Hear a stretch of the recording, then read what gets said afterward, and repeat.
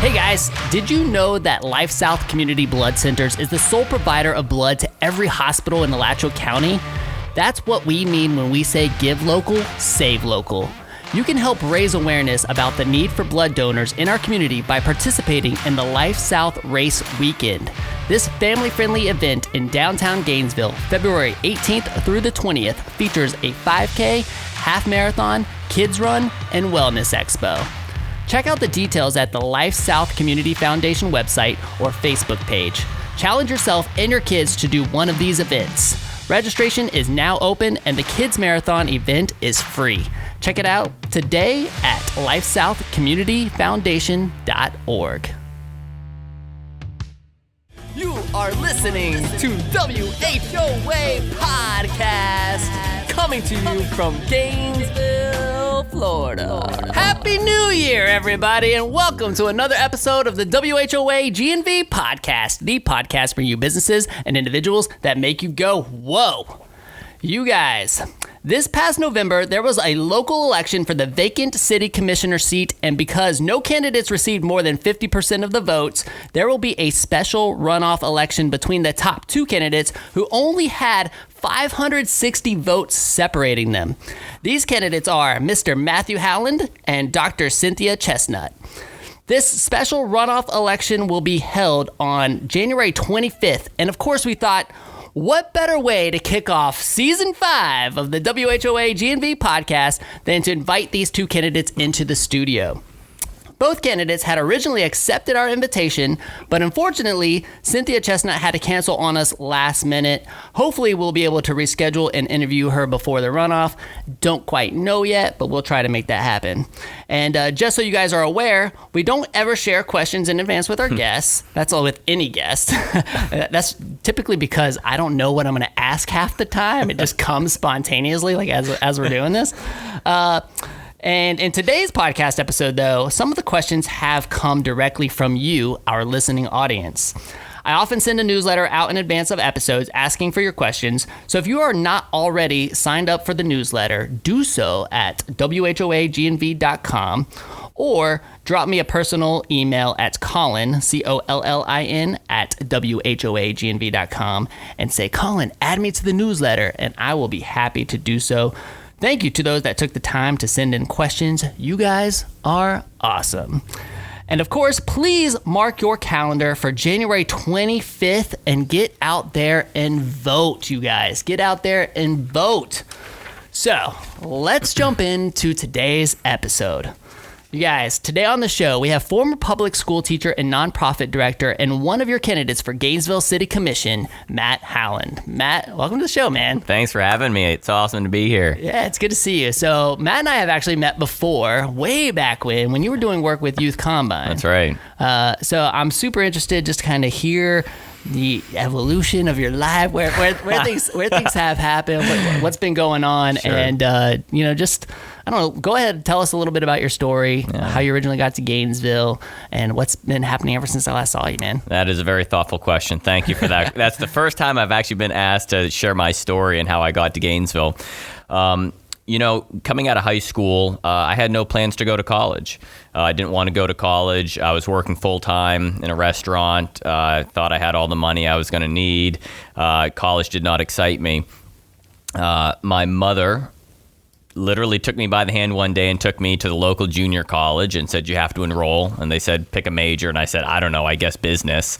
And I was just sort of bebopping around my local community college. And I was living with 6 other guys my age in a 3-bedroom, 2-bath. And they were all incredible. They were at USF studying big things. And one day we hosted a New Year's Eve party.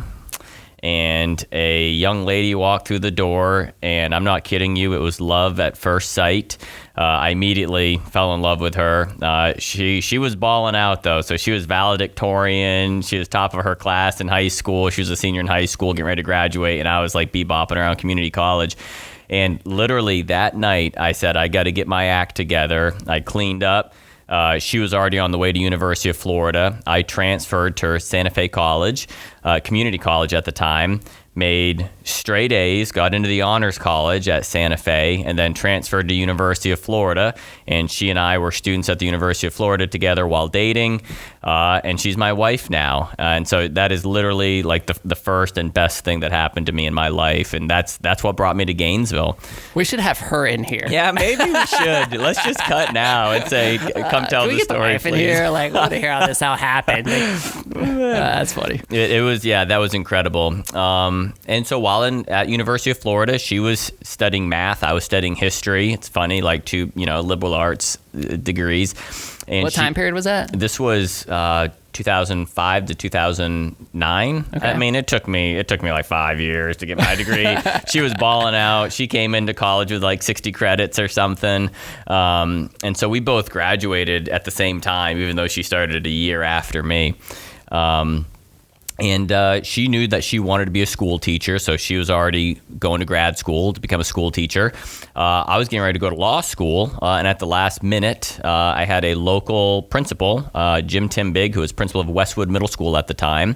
He offered me a job as a teacher at Westwood Middle School.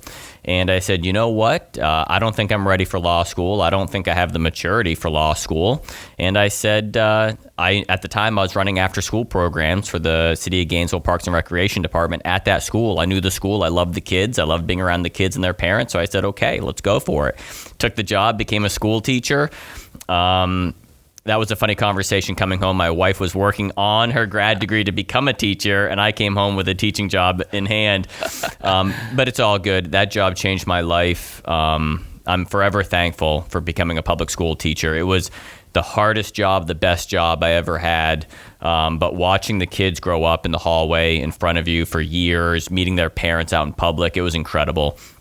And then it was in that job, 1 year, Principal Timbig wanted to create an after-school program that provided sports programming to kids.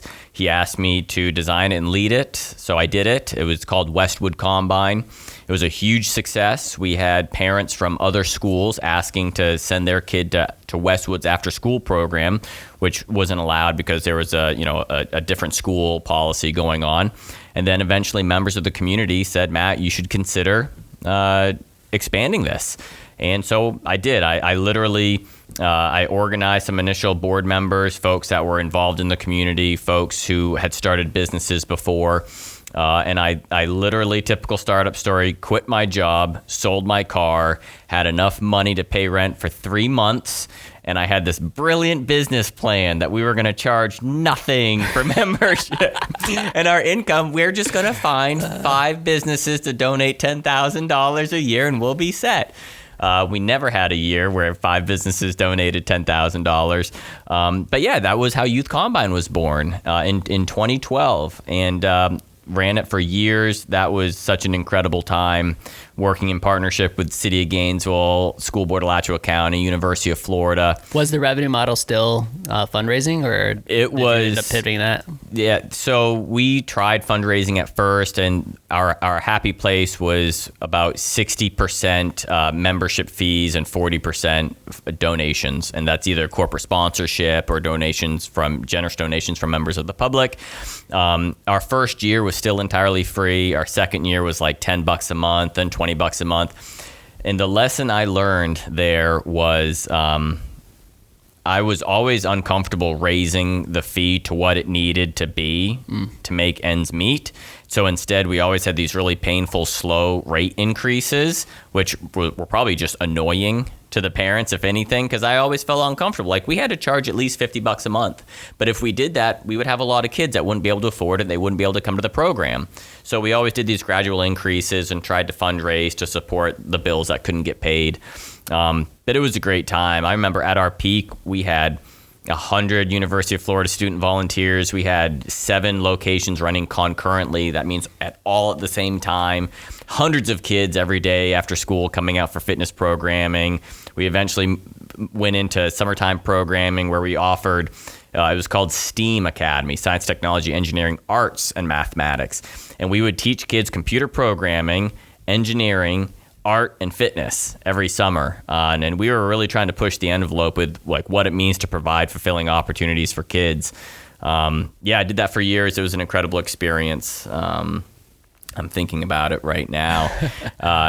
Yeah. And then, my wife and I were ready for new opportunities, and we found that we were 28, 30 at the time, that it was actually difficult for people our age to find that next level opportunity in the city, right? I looked around. I started to become a little frustrated with what I felt like was the lack of opportunity someone my age was looking for. So we set out on a national search. We decided we were ready to move on from the city. And my wife got a job offer in Washington, D.C., which was a really easy move for us. I already had friends in Washington. And so we moved to D.C. for her to pursue her career. And I found work up there. We worked for years. Then during the pandemic, when our work went remote, both she and I, our D.C. jobs went remote, we realized we missed the community in Gainesville. Washington, D.C. is an incredible place. We loved living there. But it's been my experience, as you get older, it becomes more difficult to make meaningful relationships. Those friendships that you made when you're 22, 23, you're getting married, you're having kids, you're discovering what it means to be an adult together. Those are really meaningful relationships. And for us, they're here in Gainesville. So we moved back last year, and now I'm on the podcast. So I'm really interested to hear this. At what point in this journey are you like, let me go run for city commissioner. let me try to fill this vacant seat. What is going on in that head of yours? Yeah, right. Well, I get that question a lot. I had been involved in politics for a long time. I was either working for campaigns or working for lawmakers. I believe in civil service. And I always had a feeling that I would run for local office one day. I wanted the timing to be right. I wanted the city to be ready for me. I didn't want to have to change who I was to try to get elected. And when Gail Johnson announced her resignation, I had some people call me and say, you should really consider this. And at first I just kind of brushed it off and said, no, I can't do that. And then I had some more people call me, and I gave it some serious thought. I talked to my wife. I talked to some friends. I talked to everyone you talk to when you need someone to say, don't do this. Are you crazy? And everyone said, no, you should do this. You can win. And it's important. And then I looked at the electoral math, right? I've been in this long enough to know that you don't want to waste time and money if you don't have a path to victory. I felt like I had a path to victory. But most importantly, I felt like the timing right now, I can be myself, campaign on my truths, say what I think needs to be said, and be my honest, true self. And I think the city is ready for someone like that. And so I said, okay, let's do it. Because I refuse to pander or lie or say things I need to say to try to win votes. I'm not going to do it. It's unproductive. I'm going to say what I believe in, and some people will agree. Some people may not agree, and that's okay. That's the beauty of democracy, right? And it's been good so far. Cool, man. So, I like to ask this question of people who are getting into public service. Mm-hmm. How comfortable are you with the hate that comes along with the position? Fair question. That's a great question. I think we should talk about this more. Like, as a society, we should talk about this more. The politics, campaigning, there can be a lot of great stuff, and there can be a lot of less than great stuff. It is now that I'm the candidate, right? I've always either worked for the candidate or worked for the lawmaker, but now that I'm the candidate, it's an entirely different feeling. I've been involved in politics long enough to have expectations of what's going to happen. But now that I am the candidate, it definitely feels different when you're on this side of the wall. It's a strange feeling to have people I've never met hate me. It's a strange feeling to be attacked, not for policy positions, but for personal characteristics. It's a strange feeling to sort of I can like step away, or like invisible hand look at it from like a bird's eye view and sort of watch my candidacy and watch my campaign sort of get picked apart by members of the public or the electorate, which is all part of the democratic process.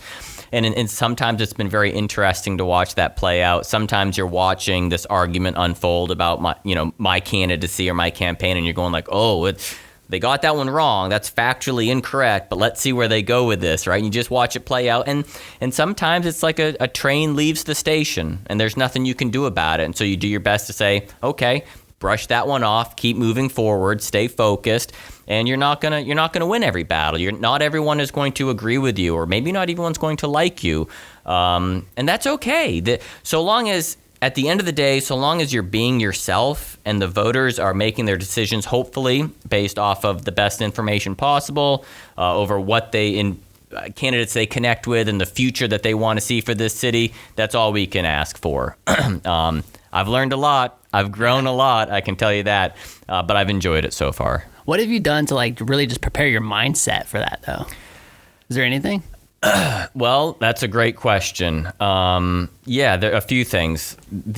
Some smaller things. So I run every day. That's been helpful. I've been running for years. It's sort of my morning meditation.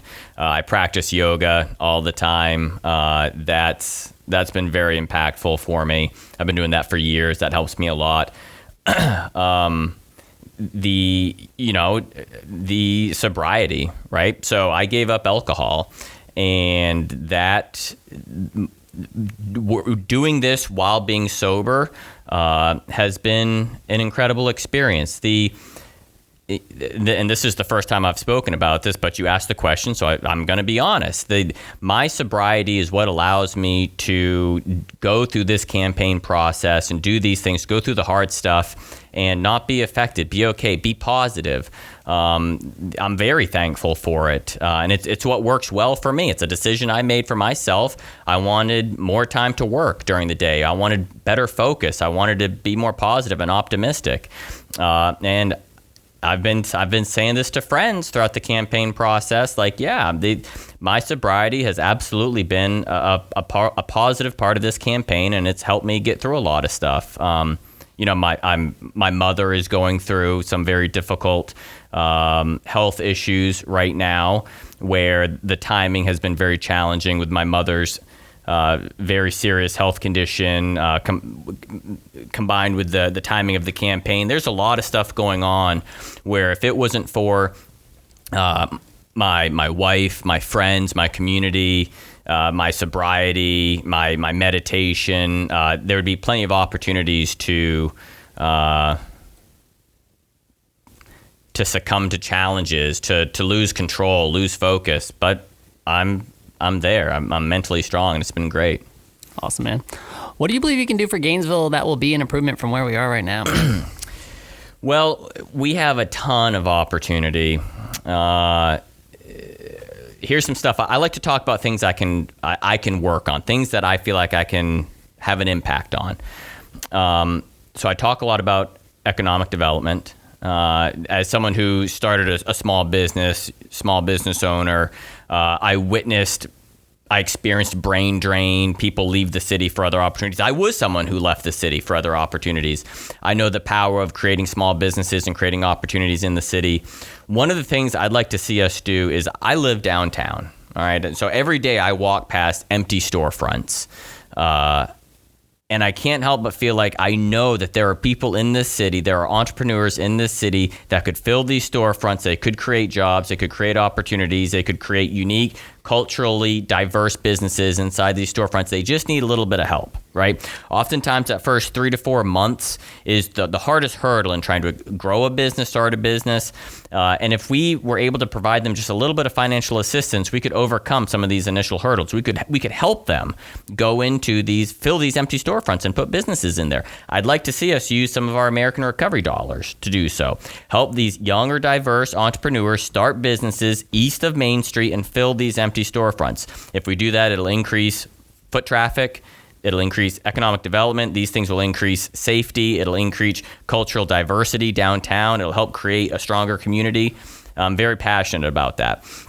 I think we need to have hard conversations about development, what we build and where we build it. I think taking a defensive posture or digging our heels in over development is completely unproductive. Landowners are going to build stuff. Stuff will be built. we should be playing offense and bringing the community together and having hard conversations about what we build and where we build it. If we play offense, we can continue to build a funky, colorful, awesome Gainesville we all know and love. But if we dig our heels in and play defense or just try to shut down development or development moratoriums, it's completely unproductive because the developers are still going to keep building and we're just going to be sitting on the sideline saying, ho hum, ho hum. We can come together as a community and have hard conversations about this stuff. And that's been a pillar of my campaign since day one, which is difficult conversations are important and nuance matters. You know, one of the hot topics recently, or at least on this show, because I had City Commissioner David Ariola on the show, and we kind of just topics. Here we go. We kind of got into. I mean, we just kind of got into like the vaccine mandate stuff that they were trying to push. I mean, I'm just kind of curious. You know, what's your perspective on that? Do you think that that was the right move to push this vaccine mandate on the city employees? You know, how would you have approached it? How would you have done it differently if you would have? Or are you just like, yeah, completely agree with what these guys were doing? Perfectly fair question. I'm vaccinated. I also just got my booster. I was very, very thankful for that. I think everyone that can be vaccinated should be vaccinated. I think it's an important civic duty to be vaccinated. There's a couple things at play here. One, I support home rule, right? So, like, at the end of the day, the city of Gainesville should be able to make these decisions for the city. I am uncomfortable with actions that the state is taking that is weakening our home rule decisions. So that's first and foremost. Number two, mask mandates. So mask mandates, that should be a local home rule decision. You can don and doff a mask, right? I can go to work, put a mask on, get off of my shift, take my mask off at home. The vaccine mandates are different than mask mandates. A mask I can take on, I can put on, take off. Vaccine mandates are requiring you to put something in your body. For us to, and I think it's very important that we get as many people vaccinated as possible. But the challenge with the vaccine mandates are the way that they're designed and the way that they're rolled out. There are city employees that have collective bargaining agreements. These are agreements that govern their employment. And we cannot unilaterally change the terms of employment on employees without giving them a seat at the table to come to the table and have conversations about what's it going to take to get all of our members vaccinated. I've met with all these groups. I've met with the unions. I have not run into anyone who is anti-vaccine. And they'll all tell you how proud they are to be vaccinated. Their members are proud to be vaccinated. They're talking to their unvaccinated members, trying to get them vaccinated.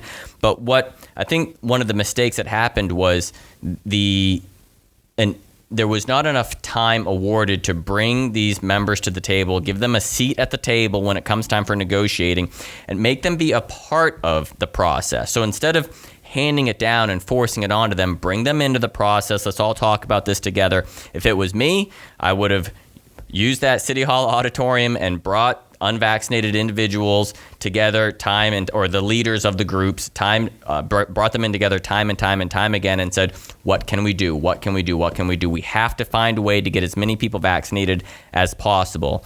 And it takes time, and it takes, again, difficult conversations. That's my position on it. But I can tell you, we should not, I have seen the commercials. I've seen the news segments where they find someone to interview about vaccine mandates, and the person they're interviewing is saying stuff that is factually inaccurate, right? Misinformation. That's not representative of what all these groups are talking about. These groups that are standing against vaccine mandates, they want all their members to be vaccinated. They want to be a part of the conversation of how do we achieve that goal. And I think it's important that they have a seat at the table about this goal when we're asking them to put this vaccine in their body, which, again, I think they should. It's critically important. But let's bring them to the table and have conversations like adults, like what's it going to take to get everyone vaccinated? It's a very difficult, sensitive topic, but if we're not prepared to have difficult conversations, then why are we getting into the game of governing? Yeah. I mean, so with that said, do you think that the state, should have stepped in?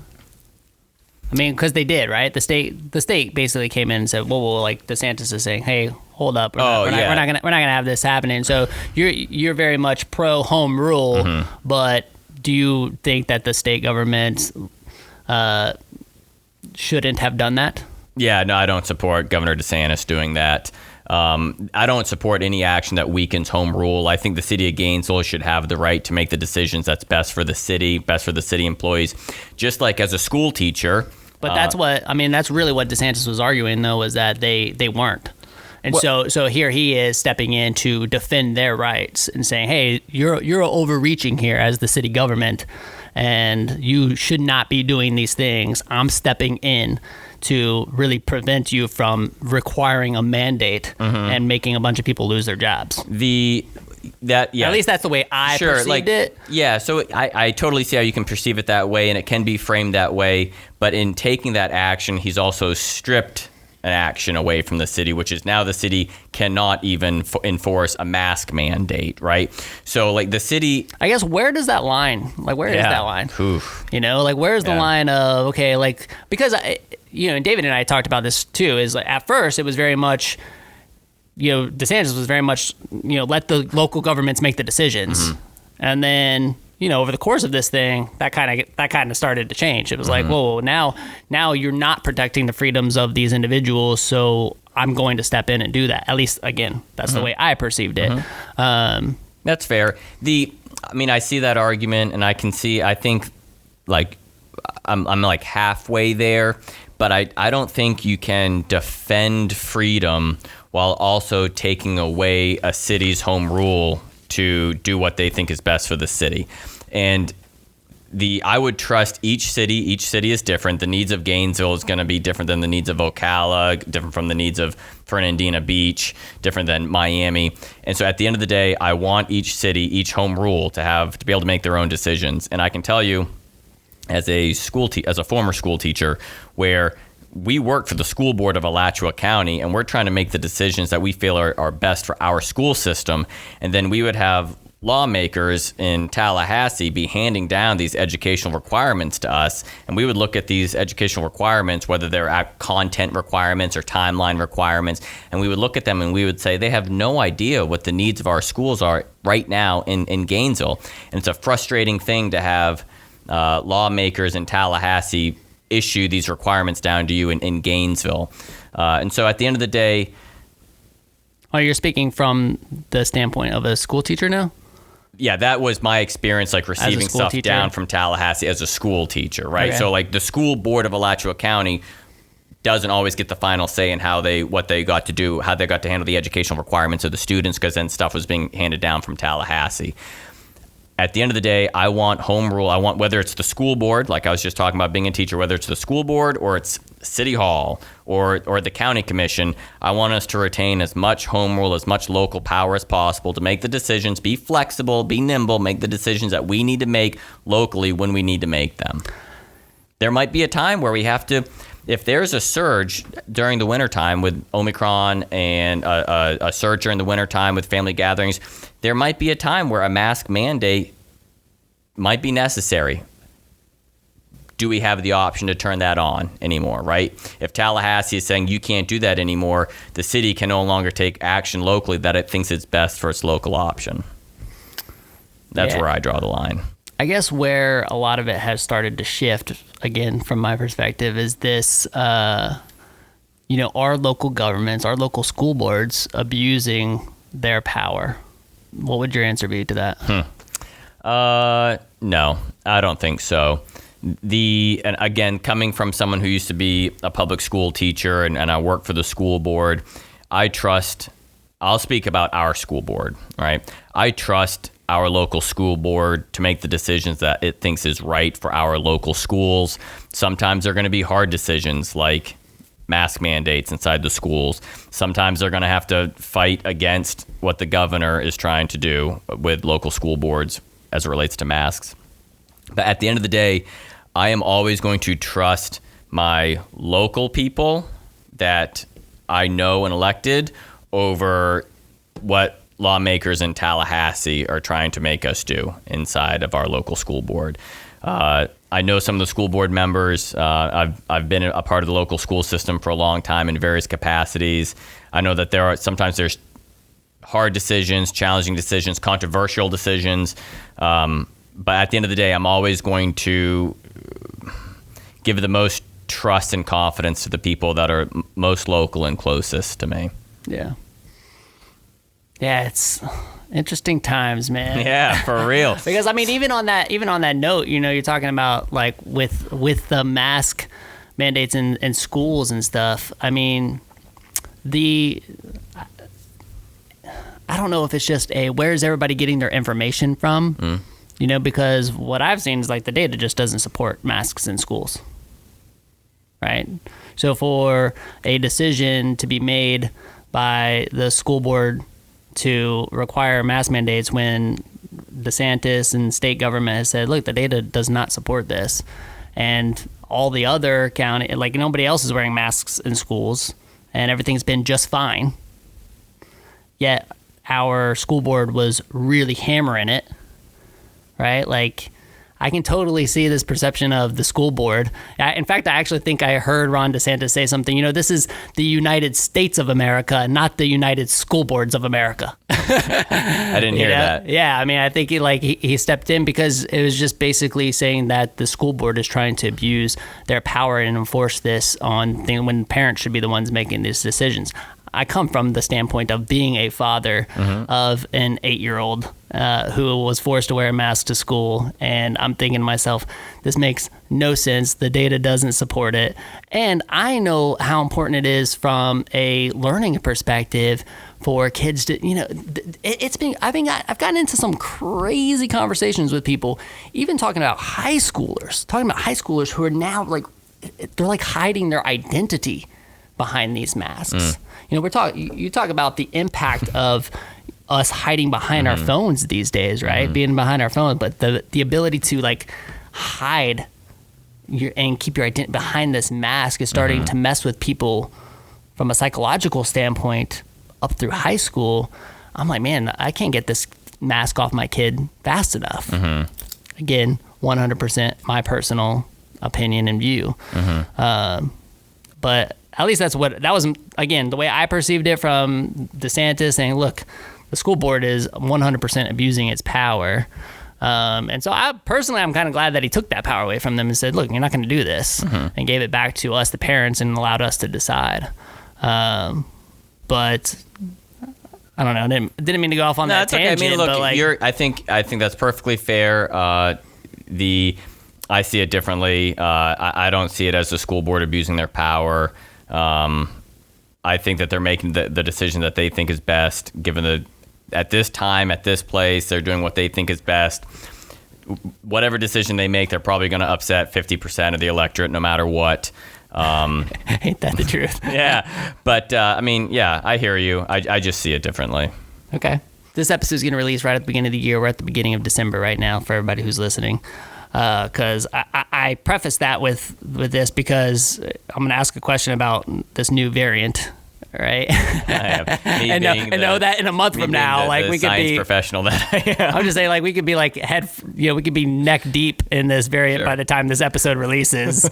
That was a huge mistake back in early 2020. We did episode 100. It was an epic episode. We recorded that episode at the beginning of March 2020. And then we didn't release it until the beginning of April 2020, and so much had changed at that time. So now I feel like if I record this far in advance, which we're doing, because of the holiday and everything, guys. I'm going to be interested to see how neck deep we are in Omicron by the time this episode releases. But say cases spike, what steps do you believe the city commission should take, knowing what we know now about COVID and going through this for the last 2 years? Take steps towards what? For just our city, for businesses. Do you think that we should lock down businesses again? You think that's something that it should be on the table? How do you approach the decisions to be made as it comes to, let's just say goes crazy. Right now we're very lucky. It's cases are super low. State of Florida is looking really, really, really great right now. But obviously with this new variant, who knows what could happen, right? So what steps do you think should take? I guess so. This goes back to my prior opinion of home rule is the most critical thing we can protect. the ability for City Hall and the County Commission to make the decisions that we think are right and appropriate for our city and our county, that's paramount. So I do believe that we should be doing everything we can to protect our home rule. That's number one. Number two, I support all the private businesses being able to make the decisions that they think is best for them and their business as far as conducting business. I think it's important that they continue to be awarded that freedom to make the decisions for what's best for their business. I also think that we have seen the importance of making sure that we have critical infrastructure in place to make sure that if things slow down or we have to go into a period of more restrictions, which hopefully that doesn't have to happen. We have so many people vaccinated. I think it's important that we have critical infrastructure up and running and being effective all the time. This means making sure that we have safety nets in place in case people lose their jobs or they're temporarily out of work, making sure that people can still get to work if they use public transportation, all the little things that need to happen so that the city can keep functioning if things take another downturn. Employees that work for the city, employees that work for GRU, folks that can't work remotely, that still need to report to the office every day. Let's make sure that we've learned and grown and make sure that they can be safe and do their job effectively if that were to happen. But my goodness, as we record this now and think about the future, I hope we'll be okay. I think I saw something on your agenda or something. Maybe it was the interview with the Chamber of Commerce that I watched about the utility rate increases. Yeah. What can you really do about it if you get into the commission in 2022? Because they really just voted to raise it. Mm-hmm. So I guess I'm very curious as to your approach in getting in there. So there's going to be scheduled rate increases for the next few years. There's a few things. So I've been trying to address this holistically. I stand by this. Been one of my top policy positions is affordability of inside the city, and utility rates is one of those top priorities. There's a few things that I've been talking about to holistically address this issue of utility rate increases, because I'm not just concerned about this year, next year, or the next 3 years. I'm also talking about the next 10 years, the next 15 years. So a major part of that platform for me has been, if you look at our energy sources as a pie chart, increasing the slice of solar energy. I used to work in solar energy. Solar energy is right for this area, and if we increase the usage of solar energy, we can buffer against rate increases of other energy sources. We can help levelize long-term costs of energy production. But what's important is privately owned solar. So solar on a rooftop. You can put solar on the roof of your house if you'd like. It's like installing a new garage door. It's your choice. But if we are to do this effectively for the entire city and make sure that everyone has equal access to the energy produced by solar, and thus we all have equal access to the controlled rate increases or levelized cost of energy production over time, it's critically important that GRU is the owner and operator of this increased solar capacity. As taxpayers, GRU is our citizen-owned utility. And so if GRU is able to achieve their goals, and I think they've been good partners in this in trying to increase their solar capacity, they are the owners of it. They use it to help levelize energy production costs over the long term. And then those savings, which maybe they don't look like your rate is going down, but at least it's not going up or not going up as rapidly, that gets distributed evenly to all the rate payers. If someone wants to put solar on their house, great, do it. But every time that you put rooftop solar on, it does create a downward effect on one more person purchasing less energy from GRU. Now, that being said, everyone is free to put solar on their roof if they want to. That's fine. I'm an advocate for solar energy. Everyone do what you want to do if you want to pursue solar energy. But as a city, as a commissioner, and with oversight over GRU, I would be advocating for increased solar capacity at the city-owned utility level so that the benefits of that solar energy were felt equally by all the ratepayers. And I think that's critically important.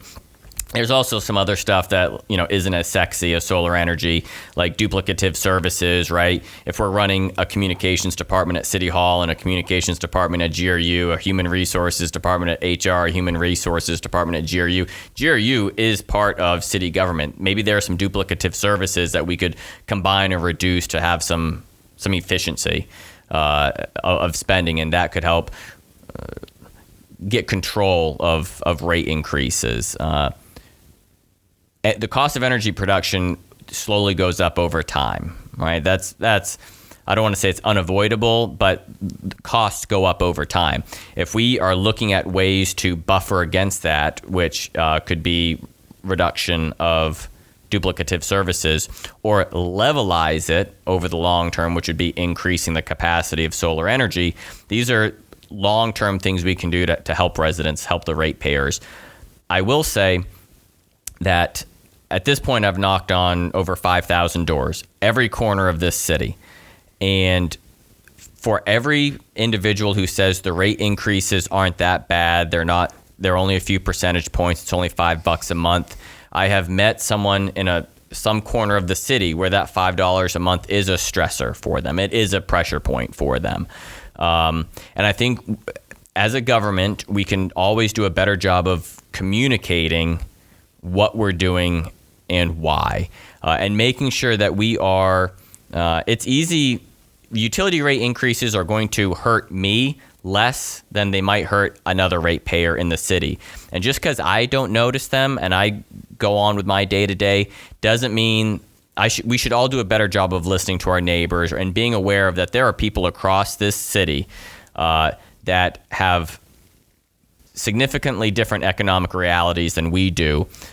They might have more inefficient homes, more inefficient appliances in their home, and all these things, when you multiply this against minor rate increases, create disproportionate hardship for some homes as compared to other homes. Lower income residents, poverty level residents, lower middle class residents, rate increases disproportionately affect them than they do other citizens. So though the percentage rate is small, it hurts different citizens differently. And we should just do a better job of being aware of that.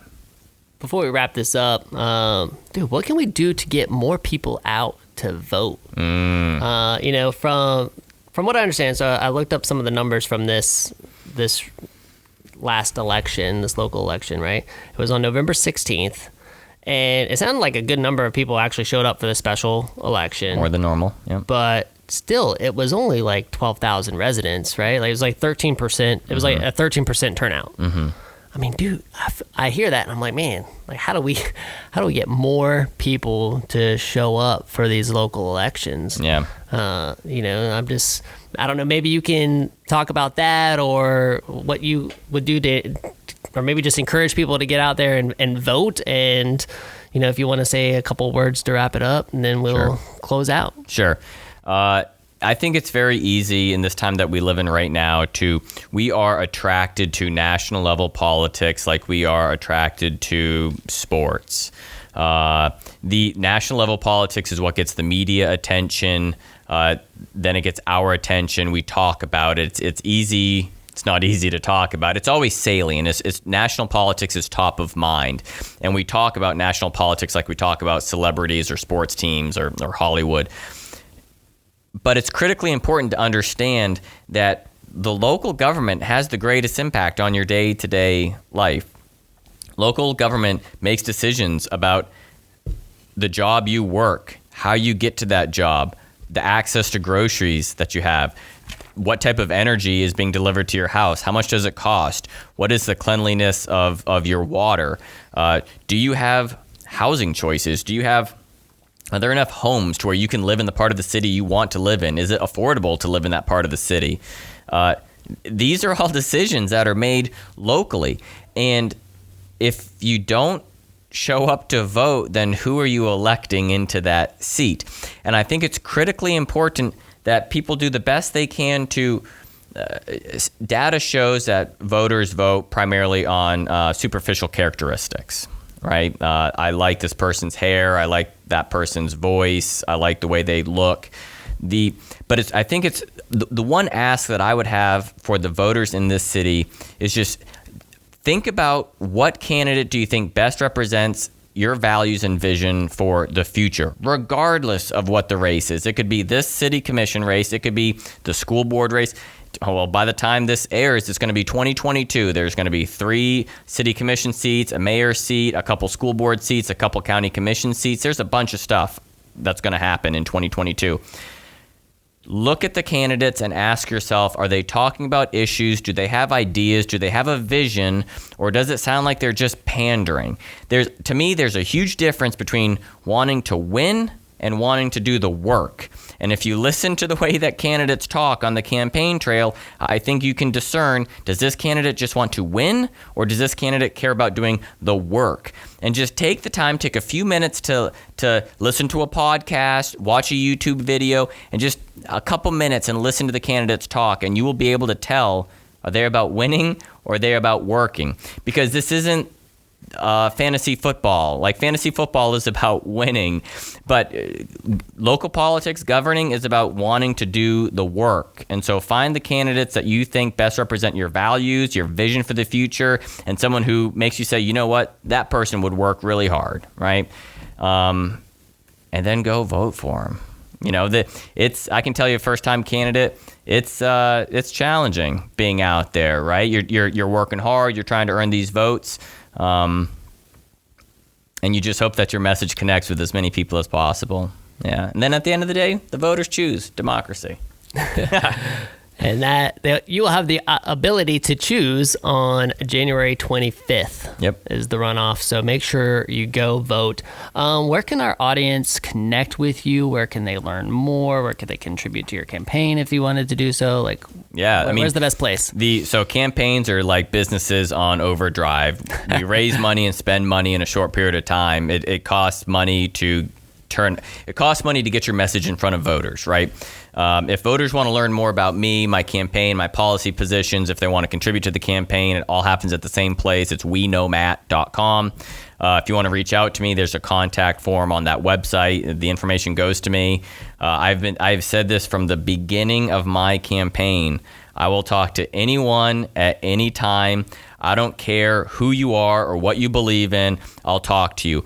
All I care about is that we can have great debates. We can have difficult conversations. We can avoid emotional reactions to things that typically drive debate off the rails and become unproductive.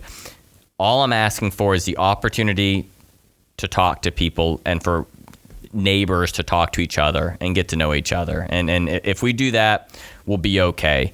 If we perpetuate infighting, if we perpetuate divisiveness, then we cannot be surprised with the results we see. Thanks for coming in, man. Thanks. Great job. It was a pleasure to have you. Thanks to the team. Thank you. And thank you to the team, James Leitner, Sarah Lenz, and to our intern team, Trinity, Gianna, and Noah, for all of your hard work. Appreciate you guys so much.